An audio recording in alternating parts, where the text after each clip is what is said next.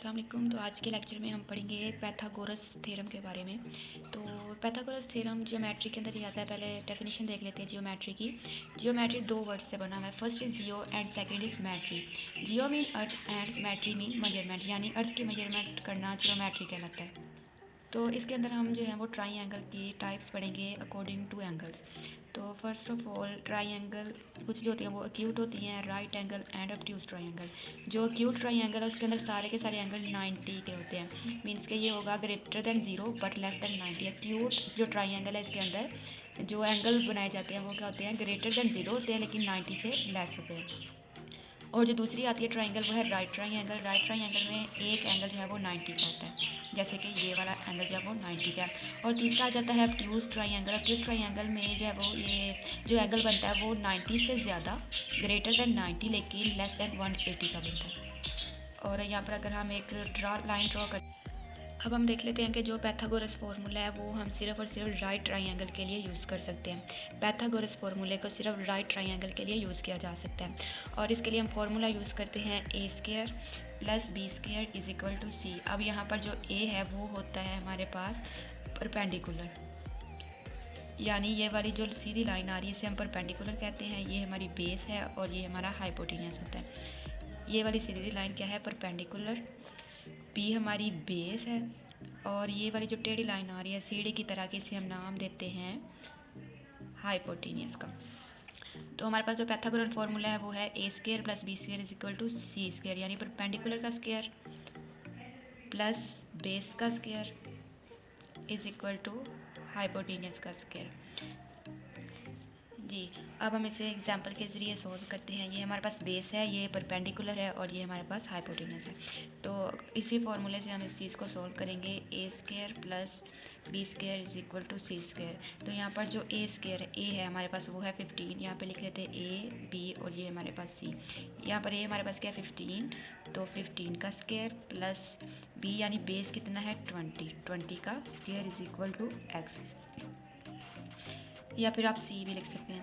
तो जब हम इसे सोल्व करते हैं तो 15 का स्क्वायर जब लेंगे तो ये आ जाएगा 225 प्लस और 20 का लेंगे तो ये 400 is equal to x square. अब 225 प्लस 400 प्लस करने से हमारे पास आंसर आ जाएगा 625 is equal to x square. अब हम इस स्क्वायर को ख़त्म करने के लिए दोनों साइड पे अंडर रूट ले लेंगे इस तरीके से।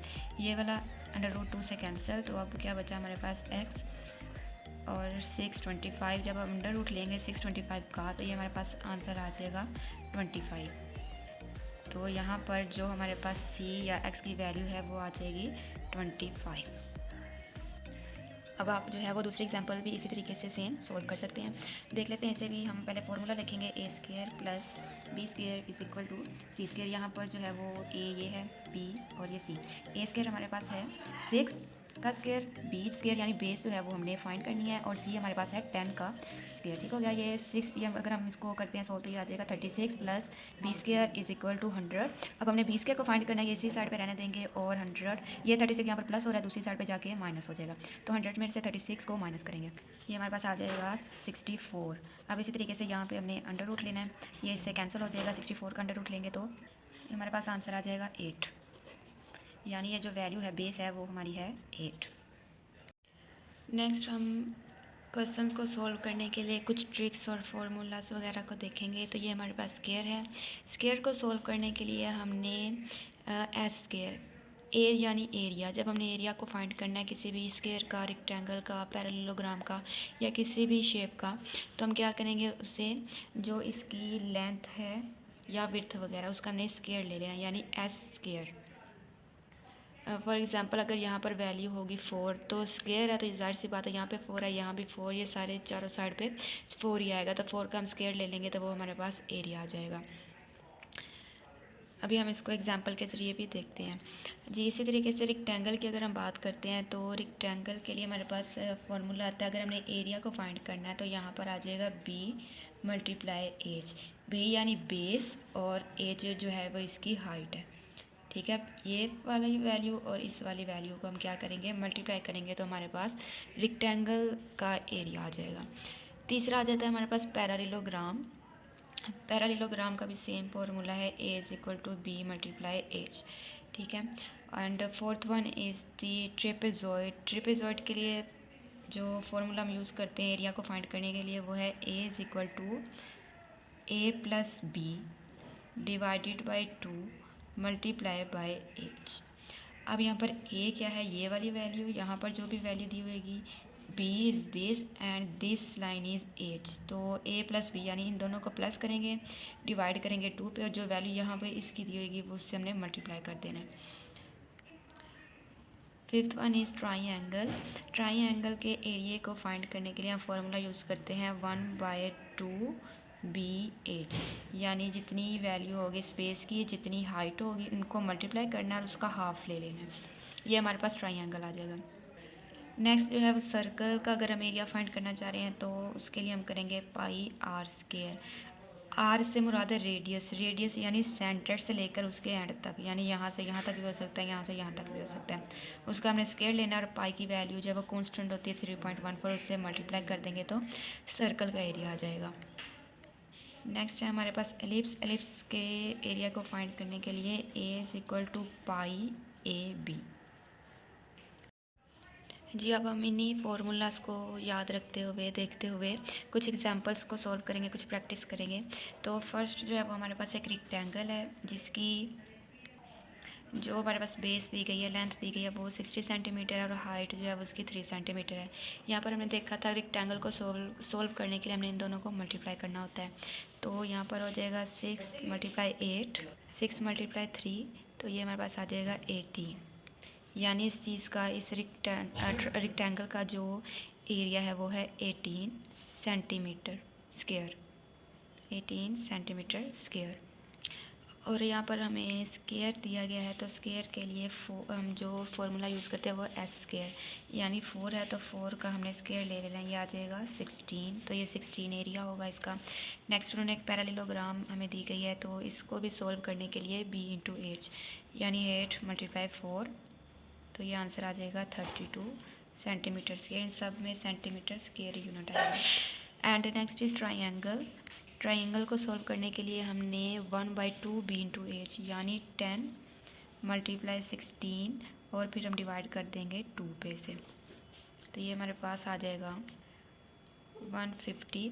अब 150 को 2 पे डिवाइड कर दे तो आंसर हमारा 75, यानी इस ट्राइंगल का जो एरिया है वो है 75 सेंटीमीटर स्क्वायर।